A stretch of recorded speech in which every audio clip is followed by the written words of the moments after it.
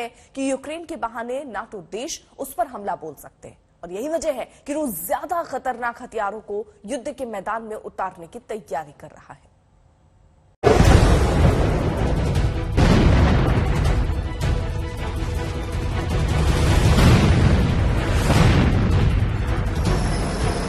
Ukraine से जारी युद्ध के बीच क्या रूस ने अब फाइनल फाइट की तैयारी कर ली है, क्योंकि अब तक न तो ताकतवर टैंक रूस को जंग में फतह दिला सके हैं और न ही रूसी सेना के हथियार यूक्रेनी सेना को हरा सके हैं।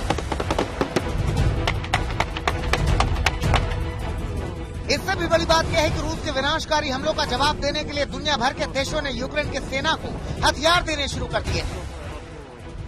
जर्मनी ने यूक्रेन को 2700 एंटी एयर मिसाइल देने की बात कही है और अमेरिका की ओर से यूक्रेन को 200 स्टिंगर मिसाइल दी गई हैं।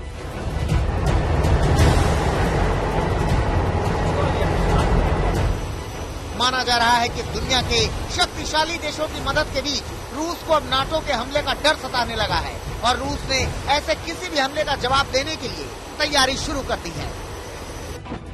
यूक्रेन में आमने सामने की जंग के बीच रूस ने anti aircraft missile system S-400 के साथ युद्धाभ्यास शुरू कर दिया है। यूक्रेन की रणभूमि से सैकड़ों मील दूर नोवोसिबिर्स्क में रूसी सेना ने युद्धाभ्यास किया। रूसी सेना के इस युद्धाभ्यास को नाटो के हमले के जवाब की तैयारी के रूप में देखा जा रहा है। रूस की ओर से छेड़ी गई जंग को रोकने के लिए अमेरिका, जर्मनी, ब्रिटेन समेत तमाम मुल्कों ने रूस और उसके सहयोगियों पर कड़े प्रतिबंध लगाए हैं। कई देश हथियार सप्लाई करके यूक्रेनी सेना की मदद कर रहे हैं। देखिए, जो ज़ेलेंस्की बोल रहे हैं, जो यूक्रेनियन सेना जो एक बार शुरू के पहले 2 दिन बिल्कुल लड़खड़ा गई थी, वो थोड़ी संभल चुकी है, अपने पैर पे खड़ी हो चुकी है और इससे इनका मनोबल बहुत बड़ा है। बहुत से हथियार मिले हैं इनको। पिछले 7 दिन में यूरोपियन कंट्रीज ने, जैसे कल आप बता रहे थे, 19 देशों ने हथियार सप्लाई किए हैं और बहुत बड़ी मात्रा में हथियार सप्लाई किए हैं।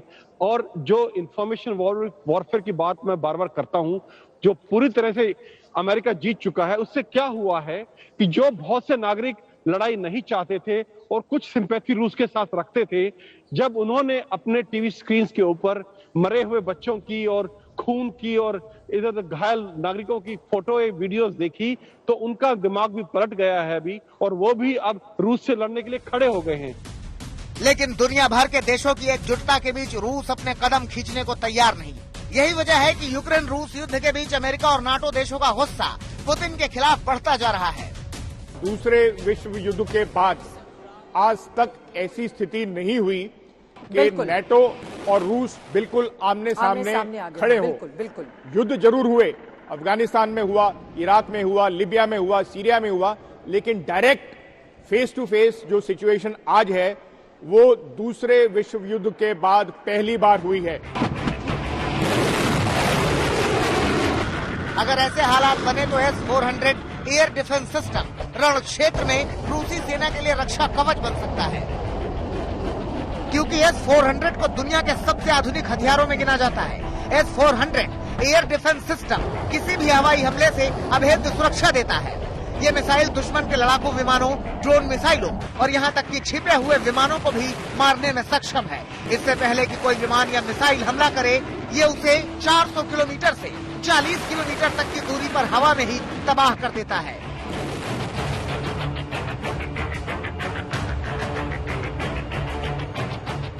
यूक्रेन पर बेहिसाब बमबारी कर रहे रूस की चपेट में एक भी नाटो देश आया तो आर्टिकल 5 से बंधा नाटो जवाबी कार्रवाई करने पर मजबूर हो जाएगा। ऐसे हालात कब पैदा हो जाएं, ये कोई नहीं जानता, मगर रूस की तरफ से S-400 एयर डिफेंस सिस्टम के साथ युद्धाभ्यास इस आशंका को बढ़ा रहा है कि रूस यूक्रेन युद्ध में किसी भी वक्त नाटो की एंट्री हो सकती है और 2 देशों के बीच छिड़ा युद्ध महायुद्ध में तब्दील हो सकता है। वीडियो जर्नलिस्ट पवन के साथ राजेश पवार और गौरव सावंत, कीव, यूक्रेन आज तक।